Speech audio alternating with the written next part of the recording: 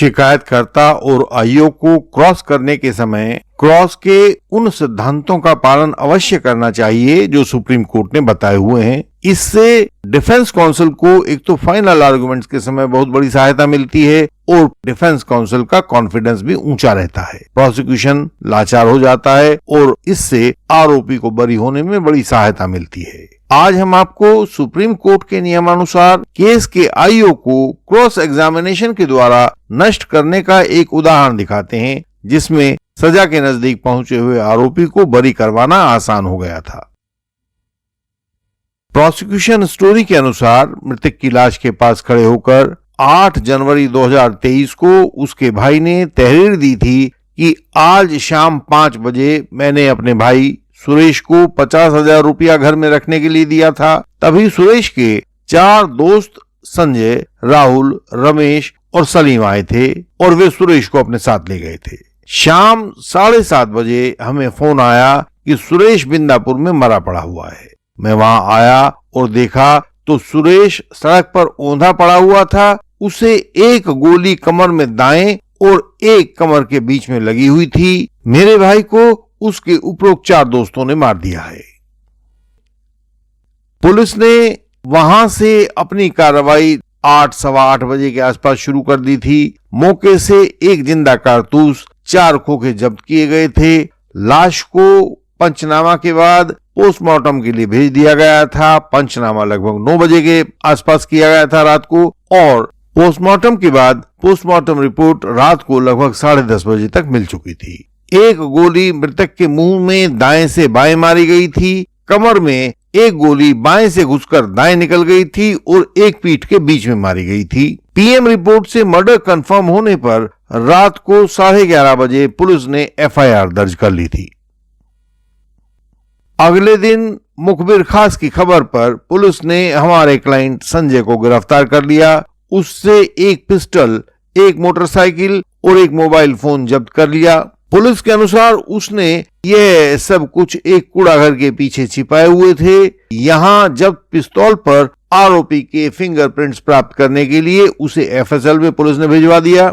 Motorcycle की जांच की गई तो वह संजय के पिता राम सिंह के नाम में रजिस्टर्ड पाई गई और यह सब देखकर पीपी साहब ने मुस्कुराना शुरू कर दिया कि अब बचकर दिखाओ संजय, हमने फुल प्रूफ केस बना दिया है।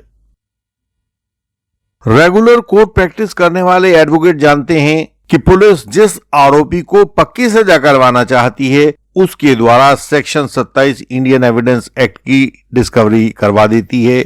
यह सेक्शन 27 आजकल के नए कानून बीएसए में सेक्शन 23 बन गया है और एक बार यदि यह डिस्कवरी प्रूव हो जाए तो उसके बाद ट्रायल कोर्ट से लेकर सुप्रीम कोर्ट तक कोई भी आरोपी की बात बिल्कुल नहीं सुनता, केवल डिस्कवरी पर ध्यान देते हैं। यहाँ तो वैसे भी गंभीर डिस्कवरी थी क्योंकि मोटरसाइकिल संजय के पिता के नाम में रजिस्टर्ड थी और पिस्टल पर उसकी उंगलियों के निशान अभी भावी एफएसएल रिपोर्ट में आ जाने वाले थे।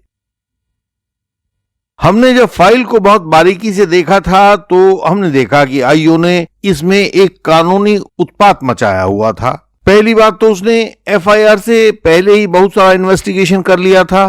दूसरी बात ये थी कि जहां से मृतक को आरोपियों के द्वारा ले जाना बताया गया था उस जगह का ना तो मौका मुआयना था और ना ही नक्शा मौका बनाया था। लाश का जिस समय पंचनामा किया गया था वहां मौके पर कोई भी लाइट पूरे नक्शा मौका में हमको दिखाई नहीं दी और इसके साथ जब हमने सीडी पढ़ी तो सीडी में भी ऐसा कुछ नहीं था कि मैंने लाइट मंगवाई और वहां उस लाइट में पंचनामा को किया। अगली बात यह थी कि इसमें आरोपी संजय की मोटरसाइकिल को जबरदस्ती आर्टिकल ऑफ ऑफेंस बनवा दिया गया था। पांचवी बात यह थी कि पिस्टल के ऊपर फिंगरप्रिंट्स को हमें यह साबित करना था कि यह एक इनएडमिसिबल एविडेंस है। पुलिस ने सारे केस को लास्ट सीन एविडेंस के आधार पर तैयार किया हुआ था कि सबसे आखिर में मृतक को आरोपी संजय के साथ देखा गया था, तो अब आरोपी संजय बताए कि मृतक कैसे मरा। और हमें यह भी सबसे अंत में साबित करना था कि इस केस में जो भी डिस्कवरी 27 एविडेंस एक्ट की दिखाई गई है यह अपने आप में पूरी की पूरी फेक थी और आरोपी के खिलाफ प्लांट की गई थी। इंडियन लीगल सिस्टम द्वारा तैयार किए गए क्रॉस एग्जामिनेशन के सवालों में कानून के प्रावधान बहुत कुशलता के साथ उसी के भीतर बुन दिए जाते हैं। जो गवाह को तो दिखाई नहीं देते, लेकिन उनके जवाब फाइनल आर्गुमेंट्स के समय जब कोर्ट के सामने रखे जाते हैं तो वे बहुत उपयोगी हो जाते हैं। उससे यह दिखाई देता है कि पुलिस और प्रोसिक्यूशन ने ट्रायल के दौरान कानून की धज्जियां उड़ाई थी। इससे आरोपी को कोर्ट के जजमेंट में कानूनी लाभ मिलता है और वह आसानी से बरी हो जाता है। उसका जीवन अदालतों व अपीलों में नष्ट नहीं होता है। आप भी अपने क्रॉस एग्जामिनेशन के लिए इंडियन लीगल सिस्टम की उच्च दक्षताओं का उपयोग कर सकते हैं, उनसे परामर्श ले सकते हैं। इससे आपको अपने केस में विजय पाने में आसानी होती है। इसमें सबसे पहला काम तो यही देखना था कि एफआईआर से पहले काफी इन्वेस्टिगेशन पुलिस ने कर लिया था और तब जाकर उसके बाद में एफआईआर दर्ज की गई थी। पहले state of Haryana versus Chaudhary Bhajan Lal और फिर उसके बाद में कॉन्स्टिट्यूशनल बेंच ने Lalita Kumari versus government of UP में यह कहा है कि हर कॉग्निजेबल ऑफेंस में सबसे पहले एफआईआर दर्ज होगी। एफआईआर दर्ज होने के बाद उसके आधार पर इन्वेस्टिगेशन होगा, लेकिन यदि एफआईआर से पहले इन्वेस्टिगेशन होगा तो वह गैर कानूनी इन्वेस्टिगेशन होगा और वह एडमिसिबल नहीं होगा। और क्रिमिनल केस में यह बात साबित करना कि इसमें एफआईआर पहले नहीं हुई है बल्कि पहले इन्वेस्टिगेशन हो गया और बाद में उसके आधार पर एफआईआर हुई है, यह साबित करने का सबसे बेहतरीन तरीका क्रॉस एग्जामिनेशन के द्वारा होता है। वही हम इसमें करने वाले थे। हमने आईओ के क्रॉस एग्जामिनेशन में उससे पूछा कि आपके द्वारा की गई जब्ती पर क्या समय लिखा है, दूसरी जब्ती पर क्या समय लिखा है, लाश के पंचनामे पर क्या समय लिखा हुआ है और लाश को पोस्टमार्टम के लिए जब आपने भेजा तो उसमें क्या समय लिखा हुआ है। हमने उससे यह भी पूछा कि देखिए, आपको पीएम रिपोर्ट रात को 10:30 बजे के आसपास प्राप्त हो गई थी और यह सब देखकर हर बात का जायजा करके क्या हुआ कैसे हुआ, तब आपने इस केस की डेवलपमेंट के आधार पर जो बनता हुआ दिखाई दिया उसमें एक एफआईआर को दर्ज किया था। साथ ही हमने यह भी पूछा था कि इस केस की तहरीर मृतक के भाई ने दरोगा विकास कुमार को दी थी ना, क्योंकि इससे कोर्ट में यह जाहिर हो जाने वाला था कि जिस समय वह तहरीर दे रहा था लाश के पास खड़ा होकर, उस समय पुलिस भी वहां पहुंची हुई थी और यह तहरीर शाम के समय 8 सवा 8 बजे दी गई थी। तो इसका अर्थ है कि पुलिस मौका पर 8 सवा 8 बजे उपलब्ध थी और यह कहना कि हमें लाश के बारे में या मर्डर के बारे में रात को 11:30 बजे पता लगा है, यह कहना गलत था और एफआईआर में गलत तथ्य देकर इसे एंटी टाइम्ड और एंटी डेटेड एफआईआर बना दिया गया था और पुलिस के द्वारा यह काम जानबूझकर किया गया था। हमने आईओ के क्रॉस के दौरान उससे आगे यह भी पूछा कि श्रीमान आईओ साहब, आप यह भी बताइए कि आपने जो नक्शा मौका बनाया है जहां लाश पड़ी हुई दिखाई दे रही है, उसके चारों तरफ किसी भी प्रकार का कोई प्रकाश का स्रोत नहीं है, कोई लाइट का पोल नहीं है, जलता हुआ बल्ब नहीं है, तो आपने वहां पर यह कैसे किया था? सीडी में कोई एंट्री नहीं है कि कहीं बाहर से लाइट मंगवाई गई, तो अंधेरे में आप पंचनामे को कैसे कर पाए? आपको यह कैसे पता लगा कि मृतक की उंगलियों में अंगूठियां पहनी हुई थी? और फिर ऐसा कैसे हुआ कि पूरी इन्वेस्टिगेशन में ना तो वे पहनी हुई अंगूठियां बरामद हुई और ना ही वे 50,000 रुपये बरामद हुए जो मृतक के हाथ में होने बताए गए हैं जब वह आरोपियों के साथ चला था? हमने आईओ से पूछा, जहां से मृतक को आरोपियों के द्वारा ले जाया जाना बताया गया है, वहां का नक्शा तो आपने नहीं बनाया है ना? उसने कहा, सब नहीं बनाया है। वहां ऐसा कोई भी बयान आपके रिकॉर्ड पर नहीं है कि आरोपी मोटरसाइकिल के द्वारा आया था या आरोपियों और मृतक के बीच में क्या बातचीत हुई थी, ऐसा भी कोई बयान आपके रिकॉर्ड पर नहीं है। आरोपी द्वारा मृतक को अपनी मोटरसाइकिल पर बैठाया जाना भी किसी ने नहीं देखा था। केवल एक को अक्यूज्ड का इसमें कन्फेशन है जो कहता है कि आरोपी मृतक को बैठाकर अपने साथ ले गया था। मृतक को मोटरसाइकिल पर ले जाना या वहां ले जाकर गोली मार देना वगैरह बातें केवल आरोपियों के कन्फेशन में आई थी और उसका कोई भी आपके पास गवाह नहीं था। इस बात को हम प्रकट रूप से रिकॉर्ड के ऊपर डिस्प्रूव करना चाह रहे थे। पुलिस की चाल थी कि इस कन्फेशन को सेक्शन 27 की डिस्कवरी दिखाकर पूरे के पूरे कन्फेशन को प्रूव करवा दिया जाए। इसीलिए उसने आरोपी संजय के पिता की मोटरसाइकिल को डिस्कवर हुआ दिखाया था और इस डिस्कवरी को तोड़ना हमारे लिए चैलेंज बनने वाला था। सुप्रीम कोर्ट ने पिछले दिनों Allah Rakha Memon versus state of Gujarat अगस्त 2014 में केस डिसाइड किया था और इस केस में कहा था कि आरोपी का घर आईओ की निगरानी में पहले से होता है तो वहां से बरामद हुई चीजों को सेक्शन 27 की डिस्कवरी में नहीं गिना जा सकता है। सुप्रीम कोर्ट के इसी निर्णय को ध्यान में रखते हुए हमने अपने क्रॉस एग्जामिनेशन की रचना की।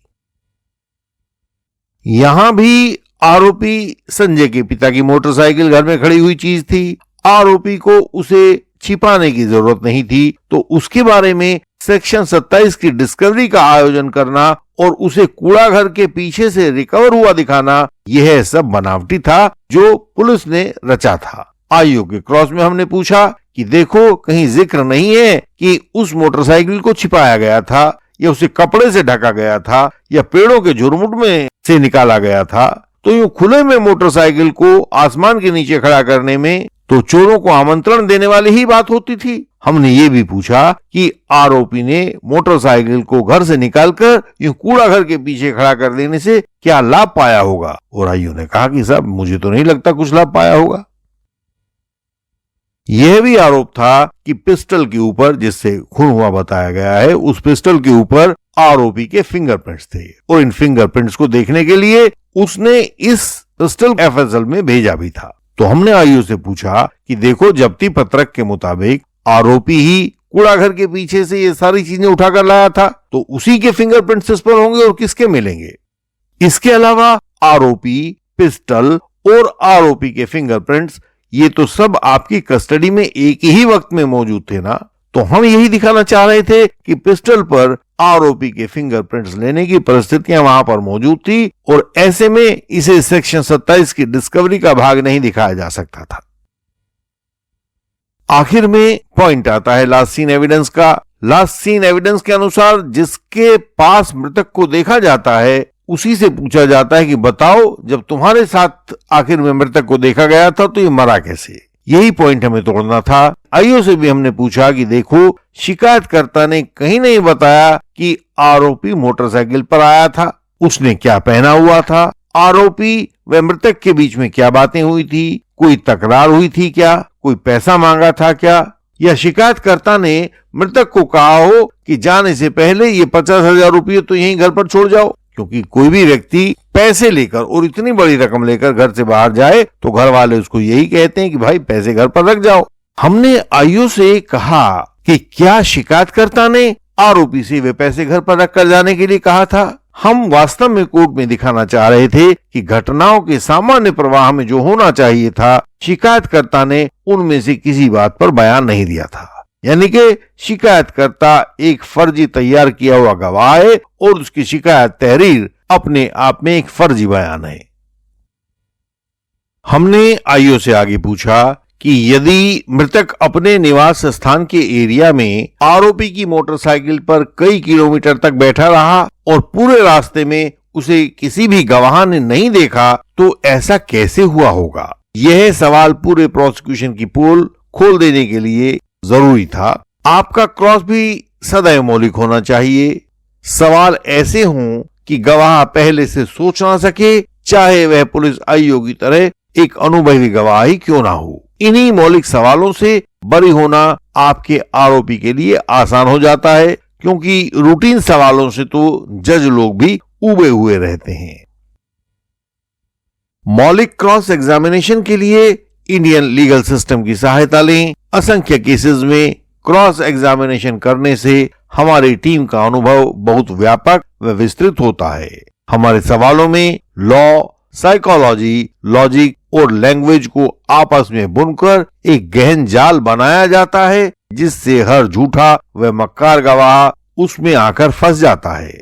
आरोपी के खिलाफ बुना गया जाल टूट जाता है। आरोपी को बरी होने में आसानी हो जाती है। इंडियन लीगल सिस्टम की टीम आपके जीवन, संपत्ति और सम्मान की रक्षा करती है।